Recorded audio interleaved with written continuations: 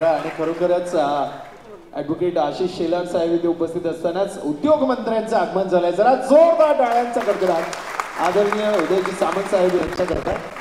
आणि अतिशय मोक्याच्या क्षणी ते इथे आलेले आहेत, कारण आता एक महत्त्वाचा सन्मान आपल्याला त्यांच्या हस्ते इथे करायचा, पण तत्पूर्वी त्यांचं स्वागत करणं हे आपलं आद्य कर्तव्य आहे. आणि म्हणून मी कार्यक्रमाचे आयोजक हेमंत मोरे आणि निलेश मोरे या दोन्ही रामलक्ष्मणाच्या जोडीला मी विनंती करेन की आपण आता मंचावर यावं आणि या ठिकाणी आदरणीय उद्योग मंत्री श्री उदयजी सामंत साहेब यांचा यथोचित आपण सन्मान करावा.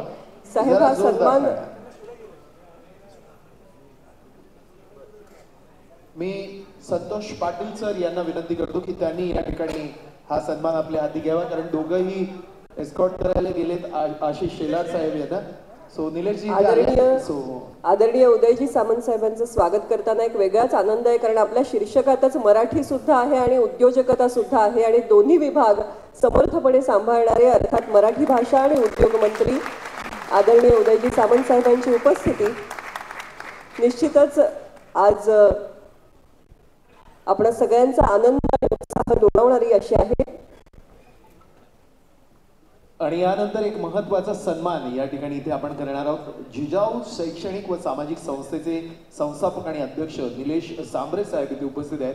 मी विनंती करेन उदयजींना की त्यांनी निलेश सांबरे साहेब यांना कर्तृत्ववान उद्योजक म्हणून या ठिकाणी इथे सन्मान करावं. जरा जोरदार टाळ्यांचा कडकडाट. मी निलेशजी सांबरे साहेब यांना विनंती करेन की आपण हा पुरस्कार उद्योग मंत्री उदयजी सामंत यांच्या हस्ते स्वीकारावा. जरा जोरदार टाळ्यांचा कडकडाट त्यांच्यासाठी. राजकारण, समाजकारण आणि उद्योजकता या तीनही क्षेत्रामध्ये ज्यांचं भरीव योगदान आहे असे निलेशजी सांबरे साहेब यांचा या ठिकाणी आदरणीय उदयजी सामंत साहेबांच्या शुभ हस्ते आपण सन्मान करतो आहोत. धन्यवाद. आणि यानंतर मला वाटतं समीरा इतका मोठा व्याप त्यांनी उद्योजकतेमध्ये सुरू केलेला आहे, पसारा त्यांचा आहे. मी निलेशजींना विनंती करू इच्छितो की आपण या ठिकाणी इथे येऊन आपल्या सगळ्या मराठी उद्योजकांना मार्गदर्शन करावं आणि त्यानंतर काही मोजके सन्मान साहेबांच्या हस्ते घेऊन लगेचच आपण त्यांच्या मार्गदर्शनाकडे इथे वळणार आहोत. तत्पूर्वी स्वागत करूया सन्माननीय निलेश सांबरे साहेब यांचं.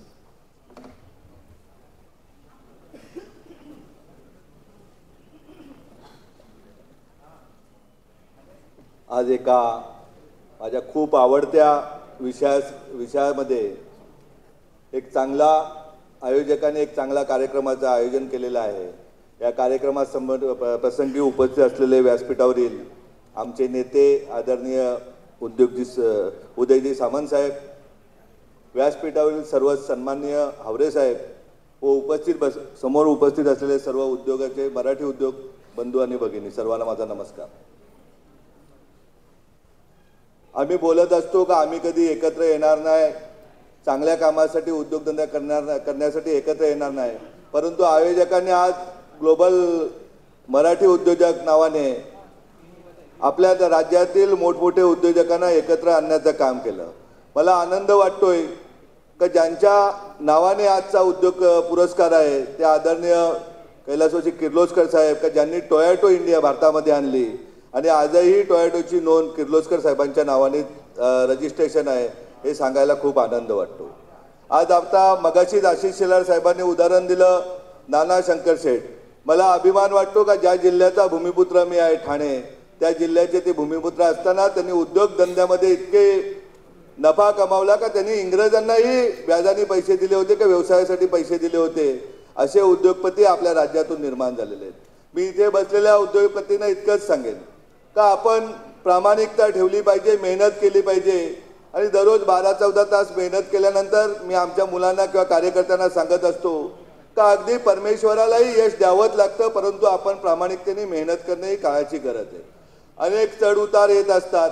आम्ही कधीतरी सांगत असतो आमच्या नेते मंडळींना का परराज्यातील लोकांना तुम्ही पाठीशी घालू नका, त्यांना उद्योगधंदा देताना पहिला मराठी माणसाला प्राधान्य द्या. मी अगदी सामंत साहेब सांगतो, मी एका मोठ्या राजकारणी आपल्या नेत्यांना सांगितलं होतं राज्याच्या का तुम्ही पैसे ठेवायला बाहेरच्या लोकांकडे देऊ नका, तुम्ही महाराष्ट्रातल्या माणसांकडे द्या. उद्या त्यांनी परत नाही दिले तरी चालतील, परंतु तो पैसा महाराष्ट्रातच राहील. ज्या पद्धतीने उद्योगधंदा करत असताना आमच्या लक्षात आलं का आम्हाला अधिकारी आपले झाले पाहिजेत. कारण परराज्यातील अधिकारी आले तर तो पैसा आपल्या राज्यातून घेऊन परराज्यात जातात, त्यामुळे आपल्या भूमीतीलच अधिकारी झाला पाहिजे. मी आपल्याला सर्वांना सांगतोय का उद्योगधंद्यामध्ये ताकद किती आहे. एक व्यवसाय करत असताना सामाजिक काम करायला सुरुवात केली का अगदी आई वडील नसलेला मुलगाही यूपीएससी एक्झाम पासून एक IPS ऑफिसर म्हणून केला. ही उद्योगधंद्यामध्ये ताकद आहे दादा. कारण आपण दुसऱ्याच्या पैशावर अवलंबून राहून सामाजिक काम नाही करू शकत. आज मला आनंद वाटतोय का आपल्या महाराष्ट्रामध्ये 3 हॉस्पिटल आपण उद्योगधंद्याच्या पैशावरती चालवतोय, नफ्यावरती चालवतोय. कारण व्यवसायातून आलेला पैसा हा काय आपल्या बापाचा एकट्याचा नसतो, तर या राज्याच्या प्रत्येक नागरिकाचा. या दृष्टीने त्याचा चांगला विनियोग केला पाहिजे, या दृष्टीने मी काम करतो. आपण बघायला गेलो शिक्षण क्षेत्रातही आपण मागे पडत होतो, तर सरकार करतंय. सरकारचं काम आपलंही काम आहे या देशाच्या उद्योगपती म्हणून. त्या दृष्टीने इयत्ता 9वीपासून JEE नीट क्लासेस सुरू केलेले आहेत आपण. मी अभिमानाने सांगतो सामंत साहेब, लोक बोंबा मारतात का उद्योगधंदे इकडे नेले तिकडे नेले. गुजरातचे विद्यार्थी आज पालघरच्या आपल्या CBSEच्या शाळेमध्ये JEE नीटचं शिक्षण घेतात. जर एका उद्योगपतीने ठरवलं तर काहीही होऊ शकतो.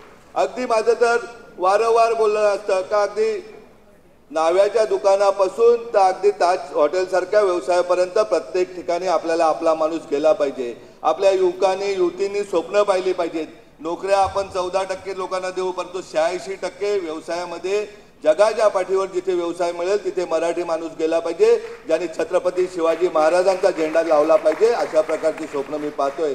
आणि मी इथे बसलेल्या उद्योगपतींना इतकंच सांगतोय, मी आलो तेव्हा भाषण साहेबांचं खूप छान चालू होतं. तर शून्यापासून अनेक वेळा सुरुवात करायला एक वेगळा आनंद असतो. आणि जिथे जिथे तुम्हाला उद्योग व्यवसायासाठी अडचण असेल तर आपल्याकडे उद्योग मंत्री महोदय आहेतच, परंतु एक आपला बांधव म्हणून किंवा एक जिजाऊ परिवार म्हणून मी आपल्या सर्वांच्या सोबत असेल. तुम्ही निगेटिव्ह विचार करू नका, पॉझिटिव्ह विचार करून व्यवसायाला सुरुवात करा. असा कुठला व्यवसाय नाही आहे की ज्या व्यवसायामध्ये आपण पुढे जाऊ शकत नाही. मी अगदी सांगतोय का आपण छत्रपती शिवाजी महाराजांचे मावले आहेत, आपण डॉक्टर बाबासाहेब आंबेडकरांचे मावले आहोत. त्यामुळे आपल्याला ज्यांनी जगामध्ये झेंडा आपला राज्याचा लावला, संत तुकाराम महाराज असतील, ज्ञानेश्वर महाराज असतील, अशी पावन संतांचे पावनभूमी आपली. त्यामुळे आपण जे जे ठरवू आणि अगदी परप्रांतीय माणसाप्रमाणे झोकून देऊ. तर मला वाटतं उद्योगधंद्यामध्ये असेल, CA क्षेत्रामध्ये असेल, न्यायव्यवस्थेमध्ये असेल, IAS IPS मध्ये असेल, प्रत्येक क्षेत्रामध्ये आपल्याला मराठी तरुण दिसतील हा आशावाद मी व्यक्त करतो. पुन्हा एकदा आयोजकांचा आभार मानतोय का त्यांनी खूप चांगल्या कार्यक्रमाला येण्याचं मला निमंत्रण दिलं आणि या एवढ्या चांगल्या कार्यक्रमाला येऊन मलाही काहीतरी शिकता येण्यासारखे आजचा दिवस आहे. एवढे बोलून मी थांबतो आणि जय हिंद जय महाराष्ट्र. धन्यवाद साहेब. जी मंडळी उभी आहेत त्यांना विनंती आहे कृपया आपण स्थानापन्न होऊन घ्यावं, कारण आता आपण मुख्य कार्यक्रमाकडे इथे वळणार आहोत. समीरा. यानंतर आज ज्यांच्या मार्गदर्शनाखाली महाराष्ट्राचं उद्योग विश्व बहरतं आहे, मुळात कोकणचा आवाज आणि कोकणाचा कॅलिफोर्निया करण्याचं स्वप्न जे सगळ्या कोकणवासियांनी आपल्या मनाशी बाळगलेलं आहे, ते स्वप्न मोठं करत आज किंबहुना महाराष्ट्राला नवा चेहरा देणारे असे मंत्री म्हणजे महाराष्ट्र राज्याचे उद्योग मंत्री आणि मराठी भाषा मंत्री सुद्धा आदरणीय उदय सामंत साहेब यांना विनंती करते की त्यांनी या प्रसंगी मार्गदर्शन करावं.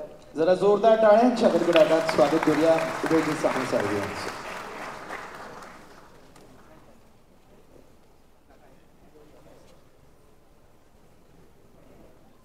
मी उद्योजक होणार या कार्यक्रमाच्या निमित्तानं या व्यासपीठावर उपस्थित असलेले आदरणीय हावरे साहेब, आदरणीय अजितजी मराठे, आदरणीय निलेशजी सांबरे, आदरणीय राजेंद्रजी सावंत, आदरणीय राजेशताई पाटील, माझे मित्र संतोषजी पाटील, व्यासपीठावर उपस्थित असलेले निलेशजी मोरे,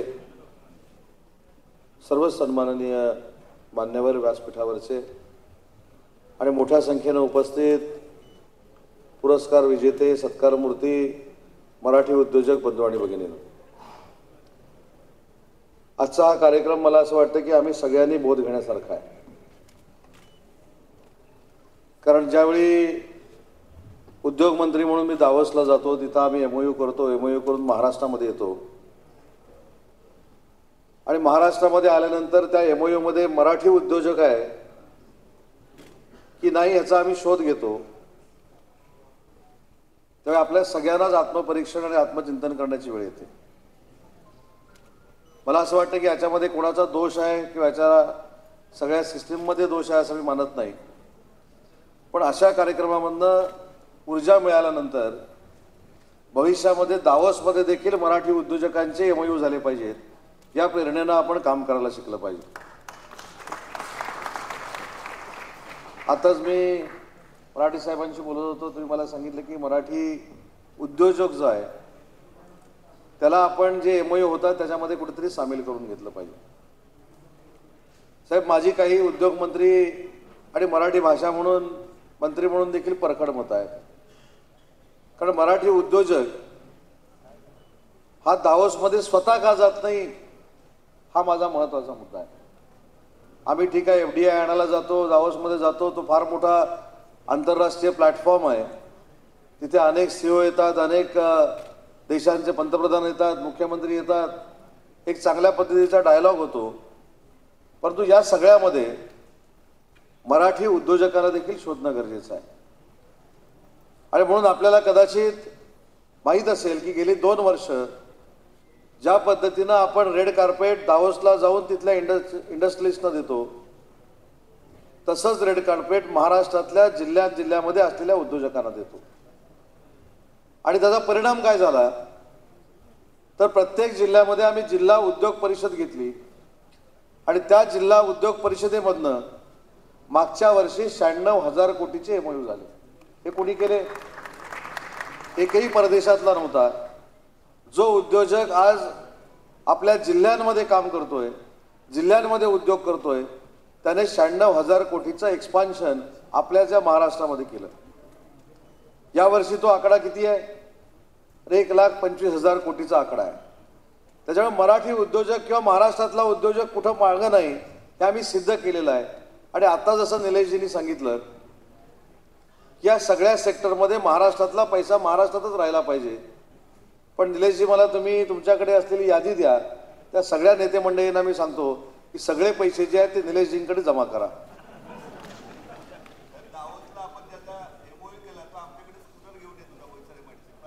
तो याचं आपले विराज कंपनी, निलेशजी आपल्याला सांगतील की विराज कंपनीचे मालक ज्यावेळी मला दावोसला भेटले, खरोखर अभिमान वाटला मला. ज्यावेळी माझ्या ऑफिसला येऊन भेटले, आपल्या या MMR रिजनमध्ये साधा उद्योगधंदा करणारा एक माणूस आज 50,000 कोटीचा MOU दावोसमध्ये करतो. मग हे आपण का करत नाही? आज आपण किर्लोस्करांचं नाव घेतलं. आज किर्लोस्करांनी देखील स्वतःचं नाव कसं टिकून ठेवलंय तर आपल्याला कदाचित माहिती असेल की छत्रपती संभाजीनगरमध्ये ऑटोमोटिव्ह सेक्टरमध्ये जी क्रांती झाली ती बजाजमुळे झाली. बजाजचा कारखाना छत्रपती संभाजीनगरला गेला आणि तिथनं फार मोठे उद्योजक छत्रपती संभाजीनगरला गेले. पण त्याच्यानंतर फार मोठा एक गॅप पडला होता, एक अंतर पडलं होतं. ते भरून काढण्याचं काम देखील किर्लोस्करनी केलं. हा देखील महाराष्ट्राच्या मराठी उद्योजकांचा इतिहास आहे. मागच्या वर्षी किर्लोस्करांनी पुन्हा एकदा किर्लोस्कर टोयोटा ही फार मोठी हजारो कोटीची गुंतवणूक छत्रपती संभाजीनगरला करण्याचा निर्णय घेतला. त्या उद्योजकामध्ये किंवा त्या उद्योगामध्ये सुमारे 10,000 मुलामुलींना रोजगार प्राप्त होणार आहे. मी कधी कधी विचार करतो की उद्योजक म्हणून पुढे जात असताना आपल्या महाराष्ट्रातल्या उद्योजकांनी एक वेगळा आदर्श निर्माण करून ठेवलेला आहे, एक वेगळं वलय उद्योजकांचं निर्माण करून ठेवलेलं आहे. परंतु या सगळ्या गोष्टीमध्ये आपण आता पुढे जायला शिकलं पाहिजे. आपण दावोसमध्ये जायला शिकलं पाहिजे. आपण दावोसमध्ये जाऊन MOU करायला शिकलं पाहिजे. आज संतोष पाटील या व्यासपीठावर आहेत. लोढा साहेबांचं देखील आगमन या ठिकाणी झालेलं आहे. त्यांचं देखील मी स्वागत करतो. आपण सगळ्यांनी एक विचार केला पाहिजे. ज्या संतोष पाटलांचं मी नाव इथं घेतलं, या 3 वर्षामध्ये महायुतीच्या सरकारमार्फत, नाही लोढा साहेब तुम्ही बसा ना, मराठी साहेब तुम्ही इकडे बसला तरी चालेल, काही प्रॉब्लेम नाही. नाही संगीत खुर्ची चालू आहे. आता माझं भाषण झाल्यानंतर मी निघून जाणार आहे. पण मी आता संतोष पाटलांचं नाव का घेतलं तर संतोषजी, तुम्ही देखील मराठी उद्योजकांना सांगितलं पाहिजे ठामपणानं की 3 वर्षामध्ये महायुतीच्या सरकारनं 9,500 कोटीचा इन्सेंटिव्ह वाटला. ज्यांना ज्यांना या इथे बसलेल्या मंडळींमध्ये इन्सेंटिव्ह मिळालेला आहे, जे इन्सेंटिव्हला पात्र आहेत, त्यांनी एकाने जरी मला असं सांगितलं की मला हा इन्सेंटिव्ह मिळताना तुला मला NT चेंबरमध्ये येऊन भेटावं लागलं किंवा तुला मला चहा द्यावा लागला तर मी राजकीय निवृत्ती घ्यायला तयार आहे. आणि म्हणून मला असं वाटतं की आपण ही प्रोसेस, मग MOUची प्रोसेस असेल, मराठी उद्योजकांची प्रोसेस असेल, आज राजेश्रीताई या ठिकाणी बसलेल्या आहेत. मला असं वाटतं की एखादी महिला भगिनी सहकार क्षेत्रामध्ये किती मोठं काम करू शकते, किती मोठी पतपेढी चालू शकते, याचं महाराष्ट्रातलं मूर्तिमंत उदाहरण म्हणजे राजेश्रीताई पाटील आहेत. 1500 कोटी रुपयाची पतसंस्था चालवतात आणि पतसंस्था चालवत असताना कुठचंही कारण सांगत नाहीत की सरकारनं मला हे दिलं नाही, सरकारनं मला ते दिलं नाही. स्वतःच्या ताकदीवर महिलांना एकत्र करून, महिलांची ताकद निर्माण करून, महिलांना स्वयंरोजगार देऊन जर महाराष्ट्रातल्या तसं बघायला गेलं तर हिंगोलीसारख्या ग्रामीण भागातल्या जिल्ह्यातनं आज त्यांचं हेडक्वार्टरचं ऑफिस जरी हिंगोलीला असेल तरी त्यांची मोठी ब्रांच हजारो स्क्वेअर फीटातली ही नरिमन पॉइंटला आहे. हा देखील आदर्श मराठी महिलेनं निर्माण करून दिलेला आहे. पण आपण हे शोकेस करतो का? आज हावरे साहेब इथे बसलेले आहेत. आपण शोकेस करतो का? तर हे देखील बोललं तर थोडं धाडसाचं ठरेल. सामंत आणि हावरे दोन जर बिल्डर आहेत आणि हावरेंनी चांगली बिल्डिंग बांधली तर हावरेंपेक्षा चांगली सामंतांनी बिल्डिंग बांधण्यापेक्षा हावरेंची बिल्डिंग किती वाईट आहे ही सांगण्यामध्ये सामंतांची एनर्जी बेस्ट होते.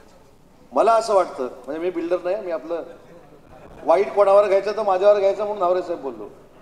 पण या सगळ्या गोष्टीमध्ये आपण कुठेतरी आपली देखील मानसिकता ही बदलली पाहिजे. ज्या शिक्षणाचा उल्लेख निलेश सांबरे साहेबांनी इथं केला, मी त्यांचं मनापासून कौतुक करतो की माझ्या मतदारसंघामध्ये देखील मोफत दवाखाना त्यांनी तिथे सुरू केला. पण निलेशजी आणि व्यासपीठावरच्या सगळ्याच मंडळींना अजून एक महत्वाची गोष्ट सांगतो की 5 वर्षापूर्वी या राज्याचा उच्च व तंत्र शिक्षण विभागाचा मंत्री मी होतो. मला देखील फार मोठी संधी चालून आली होती की प्रत्येक प्रकारचं कॉलेज हे स्वतःचं करायचं. मग इंजिनिअरिंग कॉलेज स्वतःचं मी केलं असतं, मेडिकल कॉलेज मी स्वतःचं केलं असतं, ANM JNM कॉलेज मी स्वतःचं केलं असतं, संस्कृत विद्यापीठाचं कॉलेज मी स्वतःचं केलं असतं, रतन टाटांकडनं घेतलेलं स्किल सेंटर मी स्वतःचं केलं असतं. पण मी अभिमानानं सांगतो की उच्च व तंत्र शिक्षण विभागाचा मंत्री झाल्यानंतर सुद्धा मी शासकीय कॉलेजेस सुरू केली आणि महाराष्ट्राच्या समोर एक नवीन इतिहास लिहिला की मी स्वतःचं कॉलेज घेतलं नाही. आजही तुम्ही रत्नागिरी जिल्ह्यामध्ये आला तर माझ्या मतदारसंघामध्ये सगळ्यात चांगलं AC वातानुकूलित मेडिकल शासकीय कॉलेज आहे. माझ्याकडे शामराव पेजे साहेबांच्या नावानं इंजिनिअरिंग कॉलेज आहे, ते देखील शासकीय कॉलेज आहे. माझ्याकडे ANM आहे, माझ्याकडे JNM आहे, पण ते देखील शासकीय आहे. माझ्याकडे D फार्म आहे, B फार्म आहे, M फार्म आहे, ते देखील शासकीय आहे. माझ्याकडे स्किल सेंटर आहे, ते देखील शासकीय आहे. माझ्याकडे ओशन युनिव्हर्सिटी होते, ती देखील शासकीय होते. माझ्याकडे छत्रपती शिवाजी महाराजांचं आंतरराष्ट्रीय दर्जाचं रिसर्च सेंटर आहे, ते देखील शासकीय आहे. माझ्याकडे संस्कृत विद्यापीठाचं उपकेंद्र आहे, ते देखील शासकीय आहे. माझ्या जर मनात वाईट विचार आला असता तर मी देखील शिक्षण सम्राट होऊ शकलो असतो, पण मी शिक्षण सम्राट बनलो नाही. माझ्या गरिबांच्या मुलांना रत्नागिरीमध्ये परराज्यामध्ये जायला मिळू नये, त्यांनी देखील इंजिनिअरिंग होऊन रत्नागिरीमध्ये इंडस्ट्री सुरू करावी या शुद्ध हेतूनं 560 कोटी रुपये खर्च करून शासनाचं इंजिनिअरिंग कॉलेज मी रत्नागिरीमध्ये उभे केलं. 600 कोटी रुपये खर्च करून मेडिकल कॉलेज मी रत्नागिरीमध्ये उभं केलं. हे सगळं आपण कोणासाठी करतो? ते महाराष्ट्रातल्या मुलांसाठी करतो. आणि मी वातानुकूलित मेडिकल कॉलेज असं का म्हटलं? आपल्याला आठवत असेल की करोनानं आपल्याला फार मोठा धडा दिला. म्हणजे घरचे देखील करोना झालेल्याला विसरले होते अशी परिस्थिती होती. पण त्याच्यामध्ये सगळ्याच समाज कार्यकर्त्यांनी, म्हणजे निलेशजी असतील, व्यासपीठावरचे सगळी लोक असतील, त्या सगळ्या मंडळींनी अतिशय चांगल्या पद्धतीचं आरोग्याच्या क्षेत्रामध्ये काम करण्याचा निर्णय घेतला. आणि त्या रत्नागिरीमध्ये करोनामधला पेशंट देखील AC मध्ये असला पाहिजे, त्याला देखील चांगलं आयुष्य वाढीव मिळालं पाहिजे, ही भूमिका आम्ही घेऊन एक आम्ही हॉस्पिटल तयार केलं होतं. आणि त्या हॉस्पिटलचं आता आम्ही मेडिकल कॉलेज केलंय. त्यावेळी लावलेले जे AC होते ते काही लोकांनी कदाचित काढून टाकले असतील, पण त्या ACचा उपयोग आम्ही वैद्यकीय शासकीय महाविद्यालयामध्ये केला. आणि भारतातलं, मी जबाबदारीनं सांगतो की महाराष्ट्रातच आहेतच, पण भारतातलं पहिलं वातानुकूलित जर मेडिकल कॉलेज कुठं असेल तर ते कोकणामध्ये रत्नागिरीला आहे, हे देखील सांगताना मला आनंद होतो. त्याच्यामुळे याच्यातनं आपण मराठी डॉक्टर निर्माण करायचे, त्याच्यातनं आपण मराठी इंजिनियर्स तयार करायचे आहेत, याच्यातनं आपण अनेक मराठी तरुण हे उभे करायचे आहेत. आज मंगलप्रभात लोढा साहेब देखील व्यासपीठावर आहेत. त्यांचं देखील मनापासून कौतुक करतो. या देशातली पहिली कौशल्य विकासाची युनिव्हर्सिटी जर कुठं निर्माण झाली असेल तर ती देखील महाराष्ट्रामध्ये झाली आणि त्याला जागा लोढासाहेब तुम्ही कोकणामध्ये दिली, पनवेलमध्ये दिली, म्हणून तुमचं देखील मी मनापासून कौतुक करतो. तुम्हाला देखील मनापासून मी तुमचे धन्यवाद मानतो, तुम्हाला तुमचे आभार मानतो. शेवटी आम्हाला काय करायचं आहे, समाजकारणामध्ये येऊन उद्योगमंत्री असेल, मराठी भाषेचा मंत्री असेल, समाजाप्रती जे काय उपयुक्त आहे ते आम्हाला समाजाला द्यायचं आहे, ते सामाजिक स्तरावर मला द्यायचं आहे. 8 दिवसापूर्वी जर्मनीमध्ये गेलो होतो आणि जर्मनीमध्ये गेल्यानंतर खऱ्या अर्थानं मराठी माणसाची ताकद मला कळली, मराठी उद्योजकांची ताकद मला कळली. त्याच्यापेक्षा दुप्पट मोठा हॉल होता. तो हॉल बुकिंगसाठी 1 वर्ष लोढासाहेब लागतं.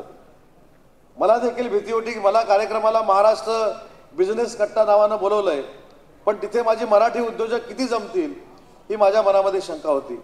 पण आपल्याला कल्पना नसेल 1500 मराठी उद्योजक हे जर्मनीतले त्या ठिकाणी उपस्थित होते.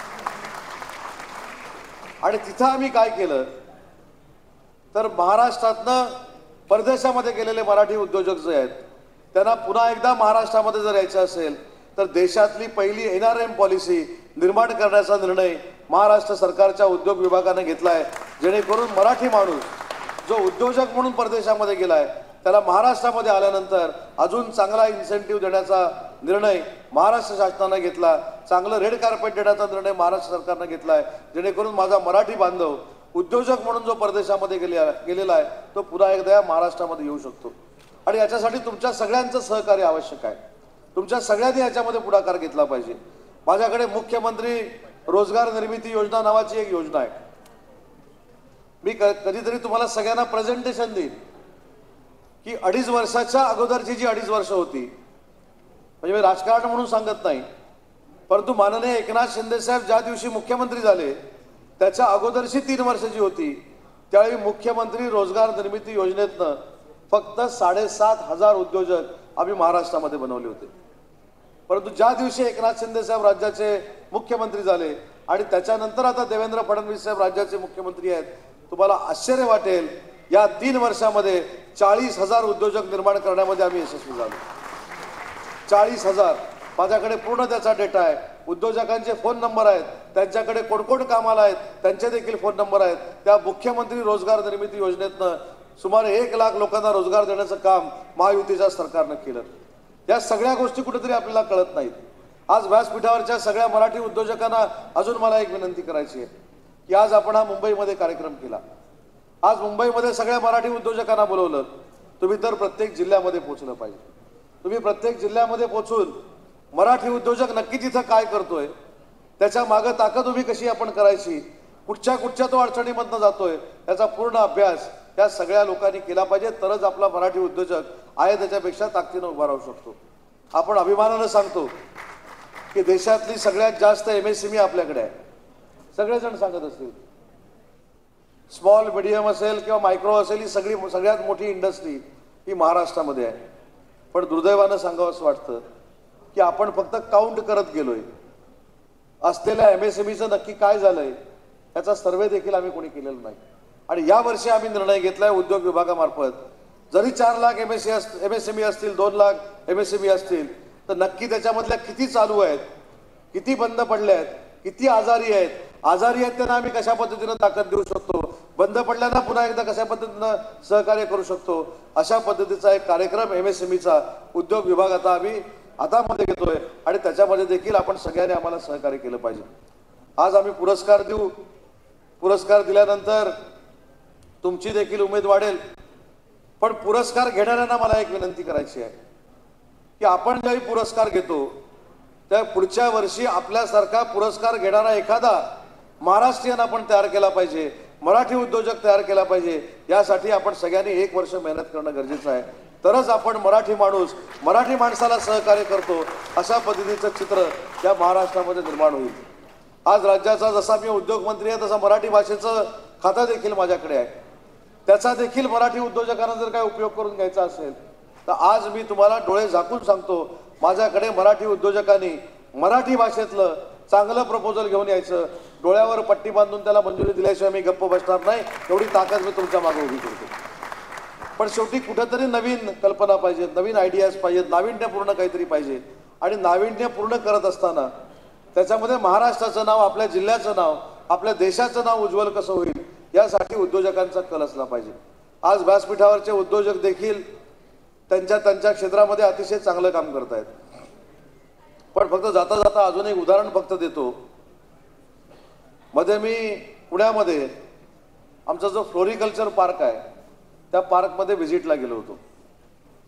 फ्लोरिकल्चर पार्कमध्ये जामसंडेकर नावाची एक महिला भगिनी आहे. त्यांची एकच नर्सरी आता चालू आहे, बाकी सगळं बंद झालं. बाकी सगळ्यांनी आमच्याकडे परत अर्ज केले की आम्हाला जनरल MIDC करून द्या. पण त्या महिला भगिनीने आजही जिद्द डोळ्यासमोर ठेवून दरवर्षी 100 कोटी रुपयाचा उद्योग करण्याचा निर्णय घेतलेला आहे. आणि 100 कोटी रुपयाचा टर्नओव्हर दरवर्षी करते. आणि सगळ्यात आश्चर्य काय, मी ज्यावेळी तो उद्योग बघायला गेलो, थोडा साहेब तुम्ही पण मुद्दाम तो उद्योग बघायला जा, आम्हाला तिथपर्यंत घेऊन जाणारे त्यांचे पती होते. पण गेटमध्ये आम्ही गेल्यानंतर ते गेटमधनं आत देखील आले नाहीत. आता घाबरून आले नाहीत, पण तिथं गेल्यानंतर मला कळलं, तिथल्या एका महिला भगिनीने सांगितलं की ज्यावेळी एक्सपोर्टला त्यांचा ट्रक जातो आणि एखाद्या ट्रक ड्रायव्हरनं सांगितलं की मला अमुक अमुक अशी एक अडचण आहे, तर त्या महिला भगिनी सांगतात तू गाडीतनं खाली उतर, मी हा ट्रक घेऊन एअरपोर्टला जाते आणि तो ट्रक घेऊन त्या एअरपोर्टला जातात. ही जिद्द देखील प्रत्येकामध्ये असली पाहिजे. जर एक हे महिला भगिनी करू शकते तर महाराष्ट्रातला मराठी उद्योजक अशा पद्धतीचं धाडस का करू शकत नाही, हा देखील विचार आपण सगळ्यांनी केला पाहिजे. आणि आज या कार्यक्रमाच्या निमित्तानं सगळ्या मराठी उद्योजकांना राज्याचा उद्योग मंत्री म्हणून मी शब्द देतो, वचन देतो की ज्या ज्या वेळी माझ्या विभागाचं सहकार्य तुम्हाला लागेल, दोन्ही विभागांची सहकार्य लागतील, तुम्ही कधीही माझ्याकडे या. शेवटी महाराष्ट्र शासन हे लोकांचं शासन आहे, तुमचं सगळ्यांचं शासन आहे. तुम्हाला न्याय देणं ही आमची सगळ्यांची जबाबदारी आहे. त्याच्यामुळे तुम्हाला जे जे काय लागेल माझ्या दोन्ही डिपार्टमेंटकडनं ती देण्याची ग्वाही आज या कार्यक्रमाच्या निमित्तानं मी आपल्या सगळ्यांना देतो. माझा देखील आदर सत्कार केलात त्याबद्दल मनापासून धन्यवाद देतो.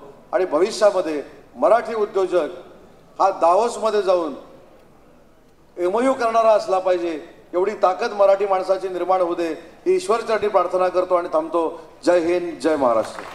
धन्यवाद साहेब. या ठिकाणी आपला सन्मान झाला. तर आपण समीरा, आता आपण एक विशेष स्मृतिचिन्ह देऊन साहेबांचा सन्मान करणार आणि त्याविषयी तू सांगावंस असं आम्हाला वाटतं. निश्चितपणे आज हा कार्यक्रम जो आहे ज्या ऐतिहासिक स्थळी होतो आहे, लक्ष्मीचं मंदिर असंच आपण मगाचपासून या स्थळाला म्हणतो आहोत. आणि या स्थळाची ओळख असलेलं जे चिन्ह आहे, मला वाटतं ज्याप्रमाणे आपल्या परंपरेमध्ये कुंभ हा समृद्धीचं प्रतीक मानला जातो, त्याप्रमाणे आजच्या आधुनिक काळात हा जो बुल आहे शेअर मार्केटचा, तो सुद्धा समृद्धीचं प्रतीक मानला जातो. आज आपल्या शब्दांनी ज्यांनी आपल्या पंखामध्ये, मराठी उद्योजकांच्या पंखामध्ये भरारी घेण्याचं सामर्थ्य भरलेलं आहे आणि ते करण्यासाठी शासन आपल्या पाठीशी आहे हा विश्वासही दिलेला आहे, असे आदरणीय उदयजी सामंत साहेब यांचा आपण या ठिकाणी हा विशेष सन्मान करूया. आणि ते स्मृतिचिन्ह जे आहे समृद्धीचं प्रतीक असलेलं ते त्यांच्या हाती सुपूर्द करूया. नक्कीच. आणि साहेबांना एवढंच सांगेन की लक्ष्मीच्या वास्तूत बसून करूया नवस, आज न उद्या नक्कीच गाठणारा डावस. सो जरा जोरदार संतोष पाटील सरांना विनंती करेन की आपण सामंत साहेबांची ही विशेष स्मृतिचिन्ह देऊन या ठिकाणी त्यांचं अभिनंदन करूया. आणि हे स्मृतिचिन्ह ज्यांनी साकार केलं आहे निशांत सानप, योगेश पेडणेकर आमचे मित्र, या सगळ्यांचं अतिशय महत्वाचं योगदान आहे. यानंतर मंगल प्रभात लोढा साहेब यांना या ठिकाणी हे स्मृतिचिन्ह देऊन सन्मानित करावं. पण तत्पूर्वी एक पुस्तक प्रकाशन आपण या ठिकाणी इथे आधी स्वागत आपण इथे करणार आहोत.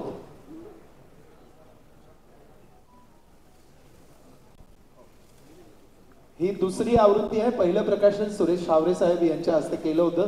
सो जरा जोरदार टाळ्यांच्या कडकडाटात आपण मेंटॉर